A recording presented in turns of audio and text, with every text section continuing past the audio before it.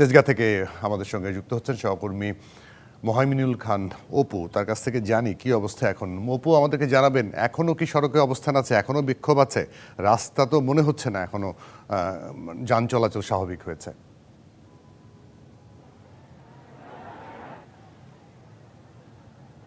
জুয়েল, আপনি যেমনটি বলছিলেন যে এখন পর্যন্ত তারা যে তাদের আন্দোলন সেটি অব্যাহত রেখেছেন এবং চারদিকের যে তিব্বত মোড়ে তেজগাঁয়ের সড়ক, সেই সড়কগুলো সবগুলো বন্ধ রয়েছে।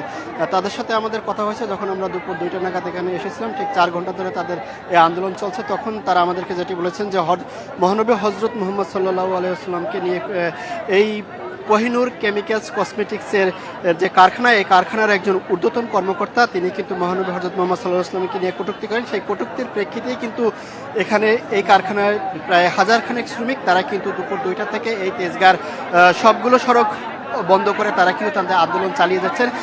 এর পাশাপাশি তারা আমাদেরকে যেটি অভিযোগ করেছেন যে এই কারখানার যারা ঊর্ধ্বতন কর্মকর্তা রয়েছেন তারা অধিকাংশ সময়ে তারা শ্রমিকদের সাথে খারাপ আচরণ করেন এবং দুর্ব্যবহার করেন। সব কিছু মিলিয়ে তারা বাধ্য হয়েছেন সড়কে নেমে আসতে। পাশাপাশি আজকে যখন হযরত মুহাম্মদ সাল্লাল্লাহু আলাইহি ওয়াসাল্লামকে নিয়ে কটূক্তিও করেন কসমেটিক বিভাগের একজন কর্মকর্তা, তখন তারা এই বিষয়টিকে আর মেনে নিতে পারেননি, তখনই তারা সড়কে নেমে এসেছেন। তো এই যখন দুপুর 2টা নাগাদ থেকে তারা সড়ক অবরোধ করে আন্দোলন করছেন, এখানে কিন্তু পুলিশের উপস্থিতি রয়েছে দুপুর 2টা থেকে। পাশাপাশি সেনাবাহিনীর শাইনি চুলে এখন হবে সব হেয়ারস্টাইল। সিল্কোর দ্বিগুণ শাইনি চুল প্রতিদিন। সেনাবাহিনীও কিন্তু এখানে রয়েছেন। তারা দুই পক্ষের সাথেই কথা বলার চেষ্টা করছেন, তবে এখন পর্যন্ত কোনো ধরনের সমাধানে তারা আসতে পারেনি। এখানে কিছুক্ষণ পর পর কিন্তু আন্দোলনরত যারা রয়েছেন তারা স্লোগান দিচ্ছেন। তারা যেটি বলছেন যে এই কর্মকর্তাকে যতক্ষণ পর্যন্ত তাদের হাতে তুলে দেওয়া না হবে ততক্ষণ পর্যন্ত তারা সড়ক ছেড়ে যাবেন না।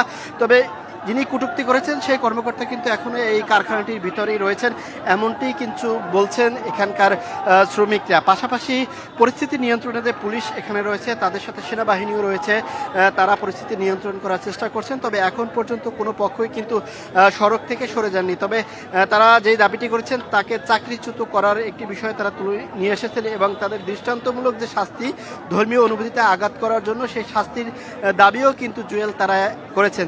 তবে এর প্রেক্ষিতে কিন্তু এই তেজগাঁয়ের তিব্বত মোড়ে সড়কের যে কয়েকটি সড়ক রয়েছে সব সড়কগুলোই কিন্তু গাড়ি চলাচল বন্ধ রয়েছে। সেতে 4 ঘন্টা ধরে সীমাহীন দুর্ভোগে পড়েছেন রাজধানীর সাধারণ যাত্রী সহ চালক হেল্পাররা। তারা কখন নাগাদ এখান থেকে গাড়িগুলো ছাড়তে পারবেন সেটি তারা নিশ্চয়ই করে বলতে পারছে না। তবে মহাখালী থেকে তেজগাঁমুখী যে সকল গাড়ি আসছে সেগুলো কিন্তু আবার ইউটার্ন নিয়ে মহাখালীর দিকে এখান থেকে চলে যাচ্ছেন।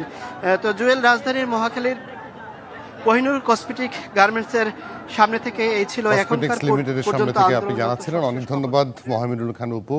থাকবেন অবশ্যই, পরবর্তীতে আবারও আপনার কাছ থেকে আপডেট নেওয়ার চেষ্টা করবো আমরা।